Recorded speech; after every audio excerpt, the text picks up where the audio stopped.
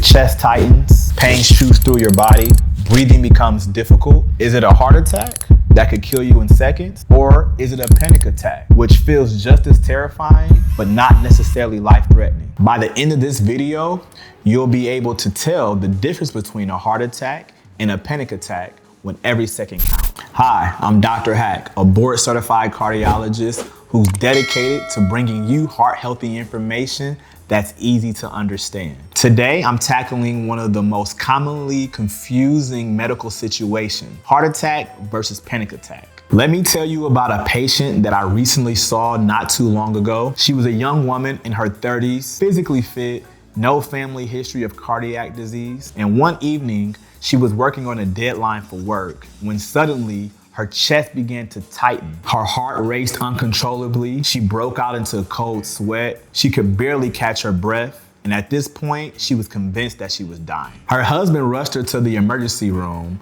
where I met them. And after running some tests, we discovered that she wasn't having a heart attack, but a severe panic attack. But here's what's important to understand. The patient, she did the right thing. Because the symptoms can be nearly identical sometimes, even medical professionals need certain tests to help determine what the cause could be. That's why understanding the subtle differences can be life-changing. Now, a heart attack occurs when an artery becomes blocked and blood flow is no longer getting to the heart muscle. People typically describe chest discomfort in the center of the chest, such as pain, pressure, fullness. Sometimes we even say, hey, it feels like an elephant is sitting on my chest. There can be radiation. The pain goes elsewhere, down the left arm, to the jaw, to the neck. Now, these symptoms typically occur gradually over minutes, usually not acute. Other associated symptoms can be shortness of breath, nausea, or even sweating. And it's also important to note that during a heart attack, the symptoms typically do not get better with time. They typically worsen over time. And lastly, the risk for heart attacks increase with age,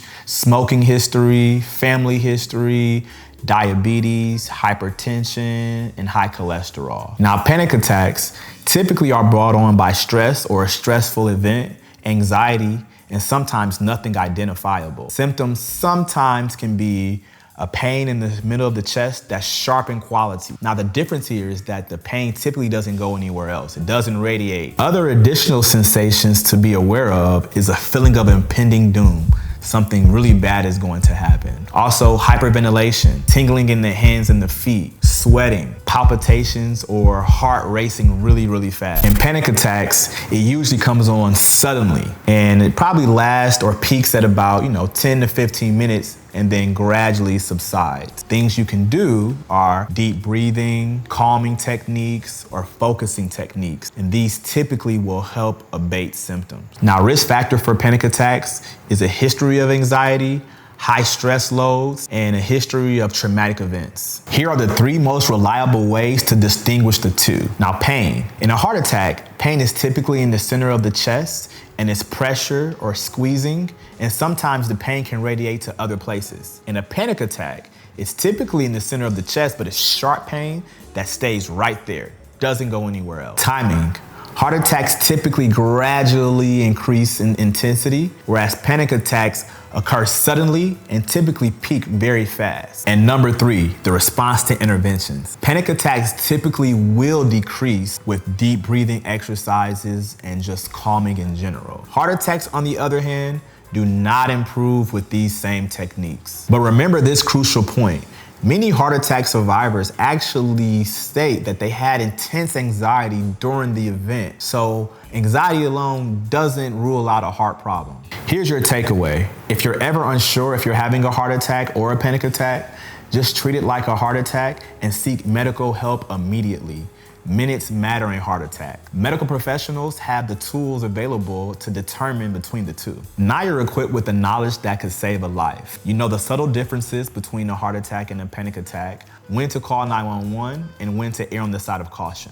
Now, if you want to know the difference between a heart attack and cardiac arrest, click this video right here, or somewhere on the screen. And also, if you found this information valuable, don't forget to hit that subscribe button and follow for more potentially life-saving, heart-healthy information.